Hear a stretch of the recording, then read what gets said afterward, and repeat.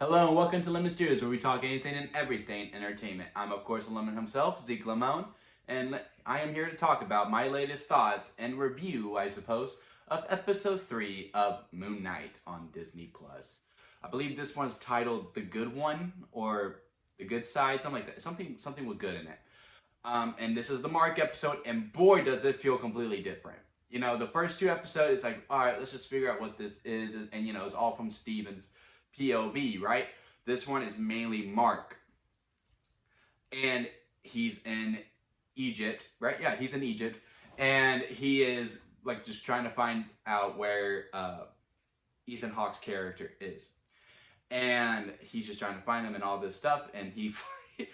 Mark's got some humor to him. Like he just has like this confidence boost and all this stuff. Like it's just weird. Like because I'm so used to Steven like being so, you know, not as confident or not confident at all, really, like being very timid and like just seeing Oscar Isaac play completely different character. It was just like a real like I don't want to say caught me off guard because I knew this was Mark's episode, but at the same time I was like, huh, he's like really like I'm the shit, aren't I?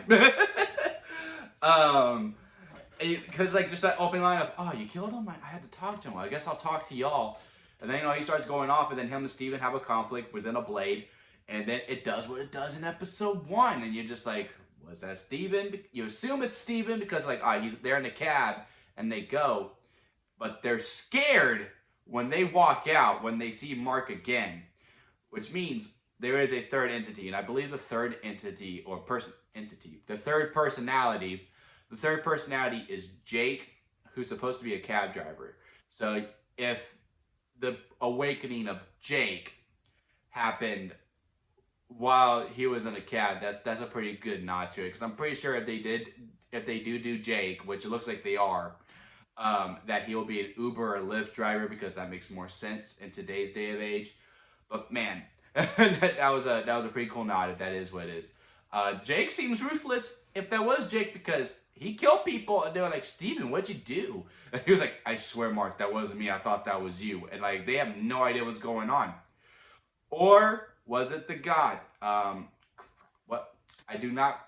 Khonshu. Like every time, like it's Khonshu, it's Khonshu, Khonshu. Then I press record, and then his name like completely leaves my mind. But this time I remembered it. It's Khonshu.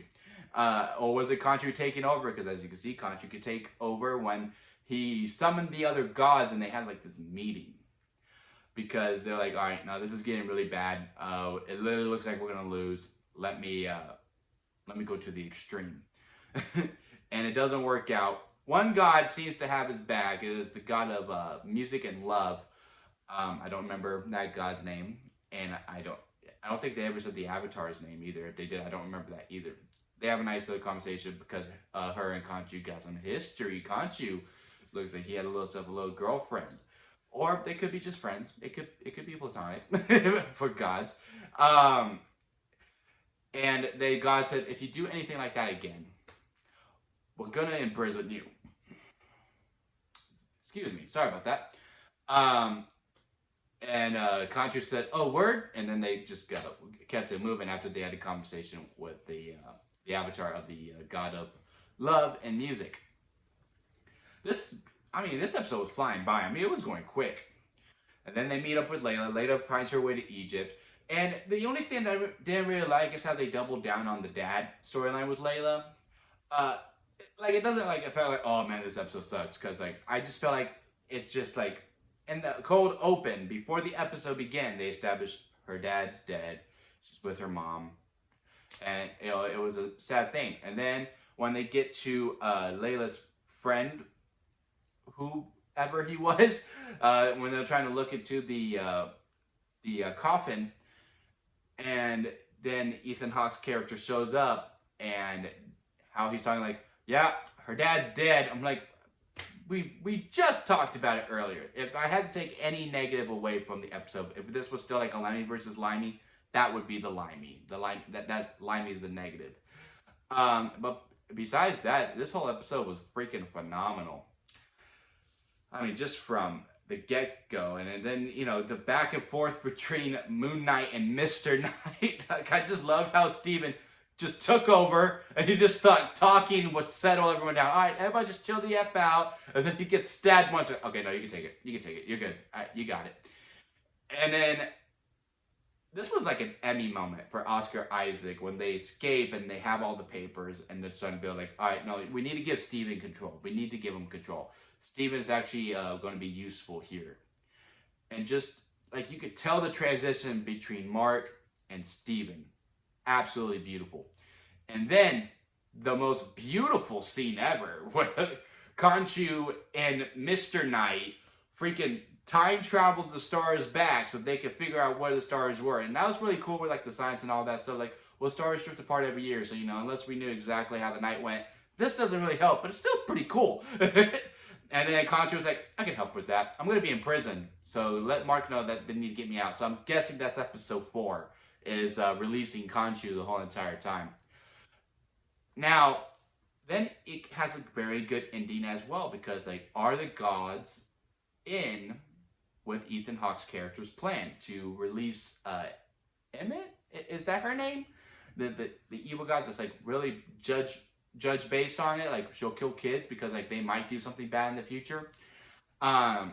Because they have a conversation with, well, can you hear? And then he lets them know the plan. He tells him the plan, and then he walks out. But it could be just like, no, you're right. He's just trying to help someone who's sick. But yeah, man, this episode is freaking a blast. I as you can tell, I freaking recapped it off the top of my head for the most part, and I haven't been able to do that with any episodes for any show that I've done for 2022 up until this part. Until this episode right here. I mean, this was absolutely great. I am loving this show. It is continuing with Peacemaker for my favorite show of 2022 so far. It has not reached the WandaVision level where it's my favorite Marvel show of all time. But in terms of 2022 shows, it is competing with Peacemaker for my favorite. What did y'all think of Moon Knight episode 3? Comment below and let me know. If you like this video, give it a like. And if you like me, hit that subscribe button. My birthday is next week, so that would be a great birthday present for me. So that'll be it for me, guys. And I'll see you here next time at Lemon Studios.